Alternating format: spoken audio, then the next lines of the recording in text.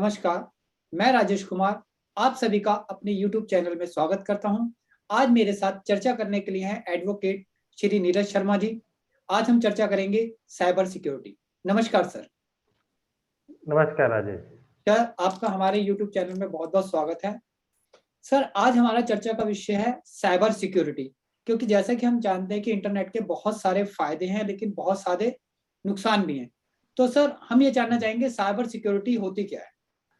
जी, internet के आने से पहले जो जी, हमारी जितनी भी ट्रांजैक्शंस थी, लेनदारी थी, जी, कम्युनिकेशन था, जो हमारे मैसेजेस थे, हम चिट्ठियाँ भेजते थे या कुछ भी किसी को कुछ भेजना हो तो फिजिकल एक पार्सल बनाकर उसको भेजा जाता था। जी, और इंटरनेट के आने से वो सब कुछ इलेक्ट्रॉनिक हो गया है। इलेक्ट्रॉनिक बोले तो सब कुछ एक हवा में या वायरलेस मेथड से मोबाइल के थ्रू या कंप्यूटर के मैसेज के थ्रू कहीं से कहीं भी हम कोई भी मैसेज को, किसी फ़ोटो को, वीडियो को हम भेज सकते हैं। जी, तो जब ये इन्फॉर्मेशन रिवॉल्यूशन स्टार्ट हुआ, इंटरनेट स्टार्ट हुआ, तो हमारे जो न्यायालय थे या हमारे जो कानून थे, वो तब तक उतने सक्षम नहीं थे कि एक ईमेल को भी एक प्रॉपर डॉक्यूमेंट माने।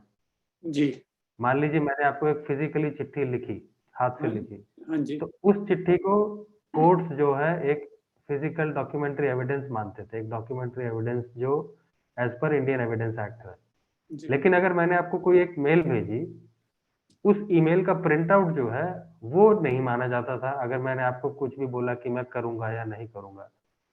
तो इस इलेक्ट्रॉनिक कम्युनिकेशन नए कम्युनिकेशन को लीगल स्वरूप या न्यायिक स्वरूप देने के लिए एक नया लॉ लाया गया इंफॉर्मेशन टेक्नोलॉजी एक्ट 2000 सन 2000 में पहली बार आया, उसके बाद बहुत सारे अमेंडमेंट्स हो चुके हैं।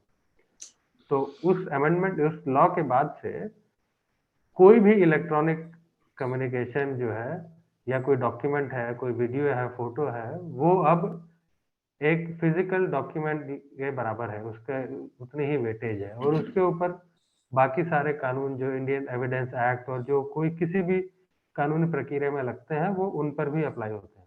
इंटरनेट आने से बहुत सारे लोगों को बहुत सारी सुविधा हुई हैं, बेनिफिट्स हुए हैं, लेकिन कुछ मिस इन्फॉर्मेशंस भी आती हैं हमारे व्हाट्सएप जी, जी, ग्रुप जी। में। तो जिससे जी। मिस इन्फॉर्मेशन से क्या होता है कि कभी दंगे फसाद भी भड़क सकते हैं, या कोई जी, जी। घटनाएं ऐसी घट सकती हैं जो नहीं होनी चाहिए समाज में। तो जी, जी, इसमें जी। कानून क्या कहता है कि अगर कोई ऐसे व्हाट्सएप ग्रुप में आपके या आपको ईमेल के थ्रू ऐसे वीडियोस या मैसेज करे जिससे समाज में कोई ऐसी दुर्घटना घट जाए जो नहीं होनी चाहिए समाज में, तो उसमें कानून जी। की क्या प्रक्रिया होती है, क्या राय होती है कानून? जी, अभी तक इन सब मामलों में कोर्ट्स ने कुछ तो रुख लिया है, पर मैं जी, ये कहूँगा कि वो अभी भी थोड़ा बहुत बदलता रहता है। अमूमन ये कहा जाएगा एक कॉमन तौर पे, अगर आप किसी को कुछ भी भेज रहे हैं, जी, तो वो आपका व्यू है, आप उसको सपोर्ट कर रहे हैं, आप उसको एंडोर्स कर रहे हैं, उसी लाइन में आप सोचते हैं, इसीलिए आप उसको आगे भेज रहे हैं या आप मानते हैं कि वो सच है, इसलिए आप उसको आगे भेज रहे हैं। तो अगर वो झूठ होता है, तो जी। कुछ हद तक आप उसके लिए ज़िम्मेदार हैं। आप सिर्फ़ ये नहीं बोल सकते कि मुझे तो कहीं से आया था, मैंने अच्छा। ऐसे ही आगे भेज दिया बिना दिमाग लगाए। तो वो ये आपका कथन जो है आर्गुमेंट नहीं चलेगा कोर्ट में। आप जो भेज रहे हैं वो माना जाएगा कि ये आपने एक्चुअली कहा है या आपने इसको एंडोर्स किया है। तो मतलब इसमें सर जो फॉरवर्ड करने वाला है वो भी, उसे भी माना जाएगा कि वो एक तरह से उसने वो गिल्टी फील करे इस बात की। जी, बिल्कुल, बिल्कुल। जो फॉरवर्ड करने वाला है वो भी इस इक्वली मिस रिस्पॉन्सिबल इन्फॉर्मेशन है। एक एक हाँ, वो एक असत्य को फैलाने में ज़िम्मेदार माना जाएगा। इंटरनेट के आने से बहुत सारे फ़ायदे हुए हैं। ऑब्वियसली अगर आप देखें कि जो ट्रांज़ैक्शंस करने के लिए किसी जी, को एक पूरा सेटअप पहले साइबर कैफ़े हुआ करते थे, हाँ जी, शायद थोड़े बहुत आज भी होते हैं, लेकिन हर गली-नुक्कड़ पे हुआ करता था। जी, फिर लोग वहाँ जाकर अपना ईमेल चेक करते थे, पेमेंट्स करवाते थे या और कुछ इलेक्ट्रॉनिक काम किया करते जी थे। हाँ, अब हर आदमी अपने हाथ में एक फ़ोन लेके घूम रहा है जिसमें सब कुछ पॉसिबल है। जितनी इन्फॉर्मेशन बढ़ गई है, उतनी ही मिस इन्फॉर्मेशन या उतना ही असत्य बढ़ गया है। तो उससे हमें इतने प्रॉब्लम्स आ रहे हैं कि आजकल इतने फॉल्स ऑनलाइन ट्रांजैक्शन वेबसाइट्स आ गई हैं, जो आपको ऐसे-ऐसे लुभावने ऑफर देती हैं कि आप शायद अपने आप को रेज़िस्ट ना कर पाएँ और उनके ट्रैप में आ जाएँ। कुछ जैसे रोलेक्स घड़ियाँ हैं, हाँ जी। नॉर्मली उनकी कॉस्ट जो है कुछ 80,000, 1 लाख, 2 लाख, 5 लाख तक होती है। तो ऐसे ईमेल्स आएँगे कि रोलेक्स पे 90% ऑफ चल रहा है, 1 लाख की घड़ी आपको 5,000 में मिल रही है या 10,000 में मिल रही है। तो लोग ऐसे ऑफर्स में फँस जाते हैं, अपना क्रेडिट कार्ड इन्फॉर्मेशन कुछ डाल देते हैं, फिर उनको जो है 2, 4, 5,000 रुपए बोला जाता है कि प्रोसेसिंग फी के लिए आप हमें फॉरवर्ड ये करिए। इस अकाउंट में ट्रांसफर कर दीजिए। या कई बार ऐसा होता है कि सेलर ही जो बेचने वाला है वो फर्जी होता है। जी। वो आपको कुछ नहीं देगा रिटर्न में। आप बस उसको पेमेंट करेंगे और फिर वो भाग जाएगा उस प्लेटफ़ॉर्म से, फिर मिलेगा ही नहीं। तो ऐसे लुभावने ऑफर से आपको बचना चाहिए। आपको ईमेल्स आते हैं कि आप घर बैठे-बैठे सिर्फ़ 1 घंटा काम करें और रोज़ के 5,000 रुपए, 10,000 रुपए 5,000 कमा लें। 10,000 कमाएँ। जी, जी। तो इस तरह के ऑफ़र से आपको बचना चाहिए।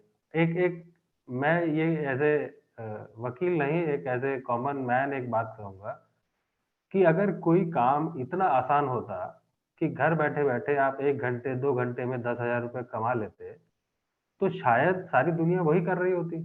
जी, कोई क्यों मेहनत करेगा? एक सही बात। आदमी जो एक लेबरर जो है पूरा दिन ईंटें उठाता है, पत्थर ढोता है, उसको तब जाके शाम को जो है 300-400 रुपए या 500 रुपए मिलते हैं। ऐसा क्या ईज़ी काम है जो आप 1 घंटा करेंगे और आपको 5,000 रुपए मिल जाएगा? तो ये सब चीज़ों में नहीं फँसना चाहिए।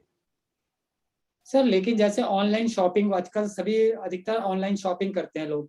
तो ऑनलाइन शॉपिंग करते वक़्त अगर कोई हमारे पास प्रोडक्ट गलत आ जाता है या नकली प्रोडक्ट आ जाता है, तो उसके लिए क्या एक आम व्यक्ति कोर्ट में जा सकता है? जी, बेसिकली वो उसका एक कंप्लेंट को रिड्रेस करने का एक तरीका है कि जिसने आपको बेचा है पहले आप उससे शिकायत करें जी, कि मैंने जो ऑर्डर किया था, आपने जो भेजा है वो मैच नहीं करता है। और जनरली साधारणतया जो अच्छे ऑनलाइन शॉपिंग पोर्टल्स हैं, मान लीजिए मैं नाम नहीं लेना चाहूँगा, जी जो हाँ। बड़े-बड़े पोर्टल्स हैं जो इंटरनेशनल लेवल पे भी चलते हैं, वहाँ से आप ऑर्डर करेंगे तो वो बिल्कुल रिस्पेक्ट करते हैं आपकी कंप्लेंट की और कभी-कभी तो 1 दिन, 2 दिन या विदिन सेम डे आपका रिटर्न वापस हो जाएगा, पैसा वापस आ जाता है। लेकिन ऐसे प्लेटफ़ॉर्म कम हैं। कम मैं कहूँगा तो शायद आप उँगलियों पे गिन सकें इतने हैं। और जो फ्रॉड करने वाले प्लेटफ़ॉर्म्स हैं, वो बहुत ही ज़्यादा हैं। वो कई सौ में हैं, शायद हज़ारों में भी हों। तो इसलिए आपको ऑनलाइन शॉपिंग ऐसे ही किसी भी नए प्लेटफ़ॉर्म से नहीं करनी चाहिए, जब तक कि आप श्योर ना हो कि यहाँ पे कुछ फ्रॉड नहीं होगा, आपको किसी ने रिकमेंड नहीं किया है या किसी और ने वहाँ से खरीदा है, अच्छा एक्सपीरियंस रहा है। अदरवाइज़ सिर्फ़ किसी ने अच्छा ऑफ़र दिया है और या जो चीज़ आपको चाहिए वो किसी नई जगह अवेलेबल है, जनरली वहाँ से मैं नहीं सलाह दूँगा कि आप वहाँ से जाके खरीद लें सीधा। सर जैसे हम इसी तरह अगर हम ऑनलाइन पेमेंट करते हैं, तो ऑनलाइन पेमेंट में जी, समटाइम्स हमने देखा है या हमने बैंक से भी कभी पैसे निकाले, तो हमारी ट्रांज़ैक्शन एक अकाउंट की बजाय किसी और अकाउंट में चली गई। बाय चांस गलती से जी। चली गई या जो भी कम्युनिकेशंस की प्रॉब्लम थी, इंटरनेट की प्रॉब्लम थी, उस वजह से चली गई। तो इसमें साइबर कानून क्या कहता है? जी, वही जो जैसे प्रोसीजर क्या है कि अगर आपने गलती से किसी के अकाउंट में ट्रांसफ़र कर दिया है, जी, हाँ। तो पहले आप उस बैंक के पास जाएँगे, बैंक को एक एप्लीकेशन लिख कर देंगे कि ऐसे-ऐसे मैंने ट्रांज़ैक्शन किया था और ऐसे ये ट्रांज़ैक्शन गलत गलत हो गया। अकाउंट नंबर में गलत हो गया। तो कुछ हद तक डिपेंड करता है ट्रांज़ैक्शन का क्या नेचर है, वो बैंक आपकी हेल्प कर सकता है, बैंक उस ट्रांज़ैक्शन को रिवर्स कर सकता है। उस अकाउंट से वापस पैसा आपके अकाउंट में आ सकता है। लेकिन ज़्यादातर केसेज़ में अगर ये फ्रॉड का केस है, अगर जेन्युइन गलती है तो ये सुधार हो जाता है इसमें। जी, पर जो जो फ्रॉड वाले केसेज़ होते हैं, उनमें क्या होता है कि जैसे ही ट्रांज़ैक्शन होती है, जिसने पैसा रिसीव किया, वो उस पैसे को कहीं और भेज देता है। अच्छा। तो ये ऑप्शन ही बंद हो जाता है कि उस पैसे को वापस लिया जाए क्योंकि उस अकाउंट में पैसा बचा ही नहीं है। आपने ₹5,000 हाँ जी। ट्रांसफ़र किए जी हाँ। और वो ₹5,000 उसने कहीं और भेज दिया या विथड्रॉ कर लिया इमीडिएटली या कुछ और किया। तो अब वो ट्रांजैक्शन रिवर्स कैसे होगी? वो हो नहीं हाँ जी। सकती है। उसका एक ही इलाज है, फिर आप साइबर पुलिस में जाएँ या आईटी एक्ट के अंदर एक एपल एडजुडिकेटिंग अथॉरिटी बनाई गई है, हर डिस्ट्रिक्ट के हिसाब से। आप उस अथॉरिटी को जाके एक शिकायत लिखें कि ऐसे-ऐसे मेरे साथ ऑनलाइन कुछ फ्रॉड हो गया है और फिर उस हिसाब से कानूनी प्रक्रिया चलेगी। तो मतलब उसमें पूरा प्रोसेस फॉलो अप करना पड़ेगा। तो जी, जी, बिल्कुल। सर लेकिन आजकल हम जो सबसे बड़ी प्रॉब्लम देख रहे हैं वो बच्चों के साथ देख रहे हैं। कुछ ऐसी साइट्स जो बच्चों को नहीं रन करनी चाहिए, इसके लिए जी। कानून ने कोई नियम बनाए अभी तक? अगर किसी सॉफ्टवेयर से, किसी गेम से हाँ आपको डायरेक्टली कुछ नुकसान हुआ है या उसने आपको कुछ नुकसान करने पे मजबूर किया है, जी। तो जो हमारा दंड संविधान है उसके हिसाब से काम होता है। लेकिन सबसे बड़ा जो इश्यू आता है, ये एस्टैब्लिश करना कि ये वाक़ई में गेम की वज़ह से हुआ, वो एक बहुत बड़ा इश्यू है। ब प्रूव करना ही बड़ा मुश्किल हो जाता है। तो इसमें जो इन्फॉर्मेशन टेक्नोलॉजी है या ये गेम्स हैं या ऑनलाइन जो वर्ल्ड है, उसमें सबसे बड़ा जो बचाव है, मैं बोलूँगा कि शायद 80-90% लेवल तक की प्रॉब्लम्स कम हो सकती हैं, वो सिर्फ़ और सिर्फ़ प्रिकॉशन से। जो माँ-बाप बच्चों को डिवाइसेज़ देते हैं या कुछ जी। फ़ोन दे दिया, टैब दे दिया, आईफ़ोन दे दिया या और कुछ दे दिया, उनमें लगभग हर हर डिवाइस में एक पैरेंटल कंट्रोल का सॉफ्टवेयर आता है। जी। तो हर पेरेंट को वो बिना उस सॉफ्टवेयर के बच्चे को डिवाइस नहीं देना चाहिए। और उस पैरेंटल कंट्रोल के जो सॉफ्टवेयर होते हैं, उसमें आप पूरा कंट्रोल कर सकते हैं कि बच्चा कौन-सा गेम खेलेगा, दिन में कितनी देर खेल सकता है, कौन-सी वेबसाइट पे जा सकता है, कौन-सा ईमेल अकाउंट अगर देखना चाहता है तो देख सकता है और ओवरऑल स्क्रीन टाइम आप चेंज कर सकते हैं कि भई आजकल बच्चों की आँखों पर भी इससे बुरा हाँ प्रभाव जी। पड़ता है। मान लीजिए अगर आपका बेटा रोज़ 10 या 12 घंटे स्क्रीन देखता है और उसकी आँखें कमज़ोर हो जाती हैं, तो आप कहेंगे कि भई ये डिवाइस बनाने वाले के खिलाफ जो है केस किया जाए कि इसकी वज़ह से आँखें कमज़ोर हो गई, हाँ जी। ठीक है? तो कि करने को हम कुछ भी कोर्ट में जाके दावा कर सकते हैं, लेकिन उसको एस्टैब्लिश करना लीगली अपने आप में एक ही बहुत ही पहाड़ चढ़ने के बराबर है। तो बेस्ट इन सब प्रॉब्लम से बचने का तरीका है कि आप प्रिकॉशंस लें। अगर फँस जाते हैं तो फिर तो ऑब्वियसली जो करना है कानूनी प्रक्रिया वो करनी ही है, पर अगर आप बचाव करेंगे तो शायद आप कभी इसमें फँसे ही ना। जैसे अगर हमारा कोई डेटा हैक कर लेता है और इंफॉर्मेशन ले लेता है हमारे अकाउंट नंबर्स की, जी, या जिस तरीके से भी हम पेमेंट कर रहे हैं उसकी, और टोटल जी, हमारा अकाउंट जीरो कर देता है या अप्रोक्सीमेटली जीरो कर देता है, तो उस व्यक्ति के जी, खिलाफ, क्योंकि वो व्यक्ति हमें ये नहीं मालूम कि देश के किस कॉर्नर में या किस हिस्से में, क्योंकि फिजिकली हम उसे नहीं जानते, तो और जी। अगर हम इसकी शिकायत करते हैं तो कि कानून या पुलिस, साइबर पुलिस हमारी मदद करेगी उस व्यक्ति को पकड़ने में या हमारा अकाउंट रिकवर करने में? जी, जी। जी, राजेश जी। आपका क्वेश्चन एकदम वैलिड है और ऐसे बहुत सारे केसेज़ हैं। हज़ारों में हैं आज की डेट में ऐसे केसेज़ कि सिस्टम हैक हुआ, किसी ने कुछ मैलवेयर कंप्यूटर में इंस्टॉल हो गया या कोई और किसी और तरीके से आपका आईडी पासवर्ड किसी ने चोरी कर लिया चोरी कर ली जी। और फिर उससे ट्रांज़ैक्शन कर दिया। तो पहला स्टेप उसमें यही है कि आप बैंक के पास जाएँ और बैंक को बताएँ कि ये जो है गलत हो गया। ये किसी ने फ्रॉड कर दिया, मैंने ये ट्रांज़ैक्शन नहीं किया है। जी। तो साधारणतया बैंक पूरा इन्वेस्टिगेशन करता है। आपको नहीं पता होगा कि किसके अकाउंट में गया है, जी। लेकिन बैंक नोज़ कि कौन सोर्स है, कौन डेस्टिनेशन है, कहाँ से कहाँ पैसा गया है। तो बैंक के पास कैपेसिटी है उस ट्रांज़ैक्शन के ऊपर कुछ लिमिटेड हद तक रोकने की। और आज की डेट में एज़ पर आरबीआई रूल्स हर बैंक के पास एक सॉफ्टवेयर होता है जो कि ये सब चीज़ों को डिटेक्ट करने में सक्षम होता है जी। और होता है नहीं कहूँगा, होना चाहिए। कुछ बैंक्स हैं जिनमें शायद लूपहोल्स हो जाते हैं और वो इस चक्कर में आ जाते हैं। बैंक ने या तो सॉफ्टवेयर ठीक से नहीं इम्प्लीमेंट किया है या उनकी पॉलिसीज़ अभी ठीक से नहीं लगी हैं। तो बैंक के पास क्षमता है ये चेक करने की कि कौन-सी ट्रांज़ैक्शन पॉसिबली ये एक फ्रॉडुलेंट है या एक सही है। तो अगर बैंक का सिस्टम ही उसको डिटेक्ट कर लेता है तो वो ट्रांजैक्शन बैंक के लेवल पे रुक जाएगी। जी। अगर बैंक नहीं रोक पाता है तो बैंक अपने सिस्टम से सारा डेटा कलेक्ट करके जो आईटी एक्ट के अंडर एडजुडिकेटिंग अथॉरिटी है उनके पास जाके शिकायत करेंगे कि किस इसमें जो है पुलिस इन्वेस्टिगेशन करे और कल्प्रिट को ढूंढे। तो ये मैटर साइबर पुलिस भी देख सकती है या बहुत सारे मामलों में जो है ये एडजुडिकेटिंग अथॉरिटी होती है, और नहीं तो अलग-अलग स्टेट्स में एक स्पेशल टास्क फोर्स भी बनाई गई है जो ये साइबर क्राइम्स को ओवरसी करती है, उनको पकड़ने में, उनको प्रिवेंट करने में कोशिश करती है। यहाँ से मैंने कोई ट्रांजिशन करी और दूसरे व्यक्ति ने बेंगलोर में बैठ के या बिहार में बैठ के या कहीं और बैठ के देश के या नेशनल लेवल को भी हटा गया, इंटरनेशनल में नेपाल में बैठ के हैक कर लिया, ट्रांजिशन हो गई, तो वो साइबर पुलिस का दायरा कहां तक है? जी, साइबर पुलिस का दायरा जो है वैसे स्टेट वाइज होता है, जो हर स्टेट की साइबर पुलिस सेपरेट है, मतलब साइबर पुलिस स्टेट पुलिस के अंडर ही आती है। जी। तो आप कहीं भी हैं, अल्टीमेटली जहां आप रहते हैं प्राइमरी ज्यूरिसडिक्शन आपका उधर है, आपका जी। जो नॉर्मल प्लेस ऑफ रेसिडेंस है।